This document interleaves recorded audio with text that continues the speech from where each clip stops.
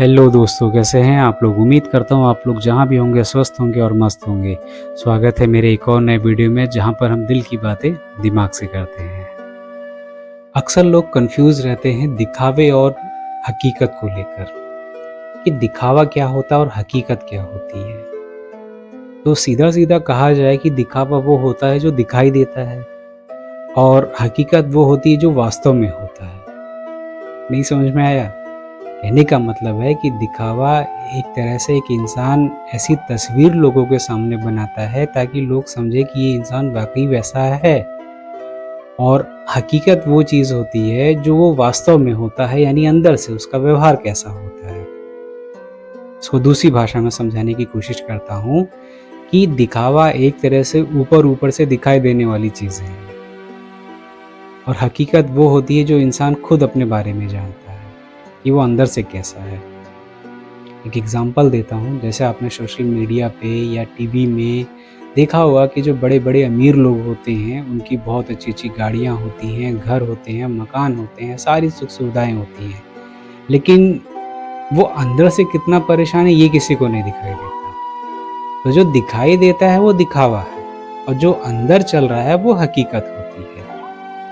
और इन दोनों के बीच में अंतर कर पाना बड़ा मुश्किल होता है। अक्सर लोग दिखावे को ही सच्चाई मानकर बैठे रहते हैं, जबकि वास्तव में कुछ और होता है। तो इसी बात को समझाने के लिए एक छोटी सी कहानी आपको सुनाना चाहूँगा, और उम्मीद है वो कहानी आपको अच्छी लगे। तो शुरू करते हैं कहानी, उसके बाद शायद आपको समझ में आ जाए कि दिखावा क्या होता है और हकीकत क्या होती है। तो शुरू करते हैं कहानी। तो कहानी का शीर्षक है महल और टूटी हुई झोपड़ी।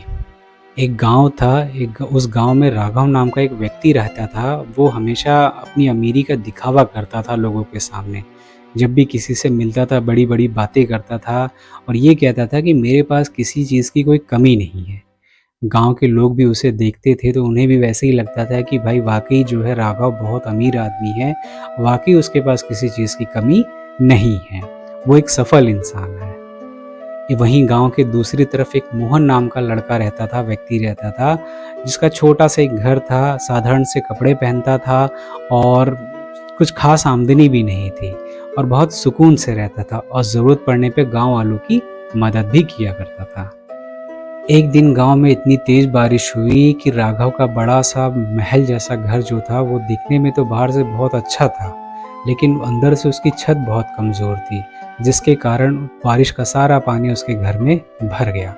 वहीं मोहन की छोटी सी झोपड़ी जो थी, वो जो बारिश से बचने के लिए पहले उसने अपनी छत मजबूत कर ली थी, और कहने का मतलब इतनी तेज़ बारिश हुई कि गांव के दूसरे लोग भी उस रात उसके घर में रुके हुए थे।